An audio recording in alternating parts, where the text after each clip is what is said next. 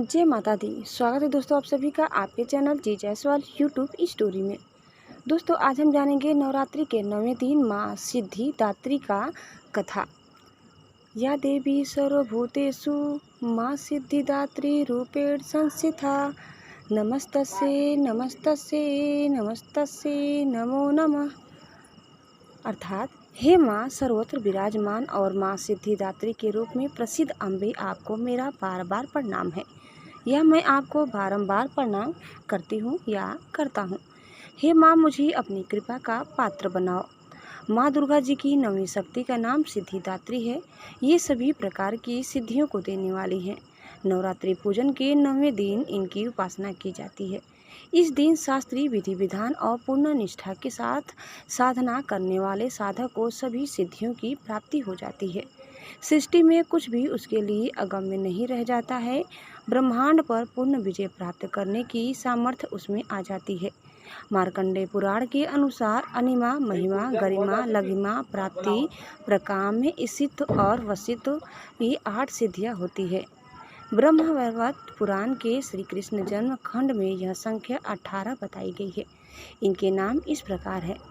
पहला अनिमा, दूसरा लघिमा, तीसरा प्राप्ति, चौथा प्रकाम्य, पांचवा महिमा, छठवां ईशित्व वशित्व, सातवां सर्वकाम वसायिता, आठवां सर्वयज्ञ, नौवां दूरश्रवण, 10वां पर का यह प्रवेशन, 11वां वाक सिद्धि, 12वां कल्प वृक्षत्व, 13वां सृष्टि, 14वां संहार कारण सामर्थ्य, 15वां अमरत्व, 16वां सर्व न्यायकत्व, 17वां भावना, 18वां सिद्धि। माँ सिद्धिदात्री भक्तों और साधकों को ये सभी सिद्धियां प्रदान करने में समर्थ हैं।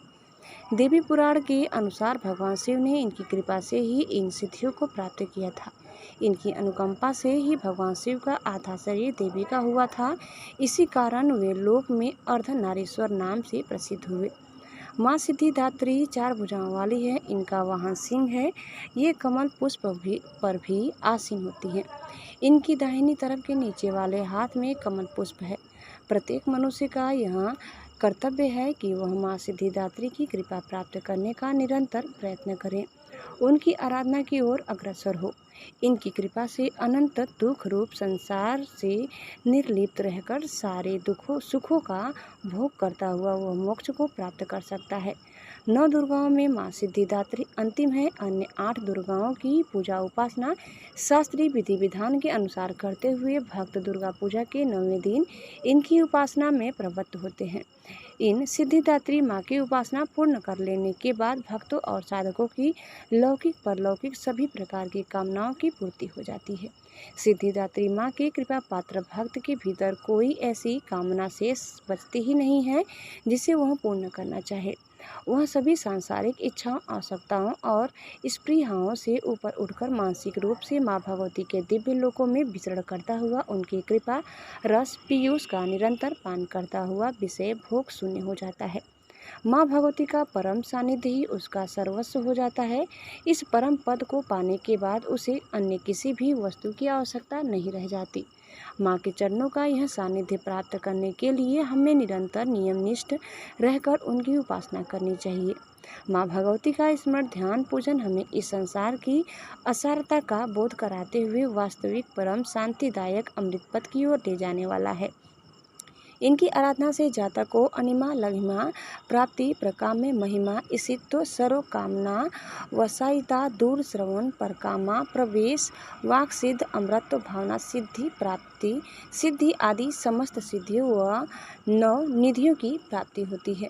आज के युग में इतना कठिन तप तो कोई नहीं कर सकता, लेकिन अपनी शक्ति अनुसार जब तप पूजा अर्चना कर कुछ तो माँ की कृपा का पात्र बनता ही है। प्रत्येक सर्वसाधारण के लिए आराधना सरल है। माँ जगदम्बे की भक्ति पाने के लिए नवरात्रि में 9वीं के दिन माता का पूजन अवश्य करनी चाहिए। दोस्तों इस प्रकार कथा समाप्त होती है। आपको हमारी आज की ये वीडियो कैसी लगी कमेंट करके ज़रूर बताइए और चैनल में नए हैं तो प्लीज़ लाइक शेयर और सब्सक्राइब करना न भूलें। धन्यवाद। जय माँ सिद्धिदात्री, जय माँ भवानी, जय माँ दुर्गा। ओम नमः शिवाय। हर हर महादेव।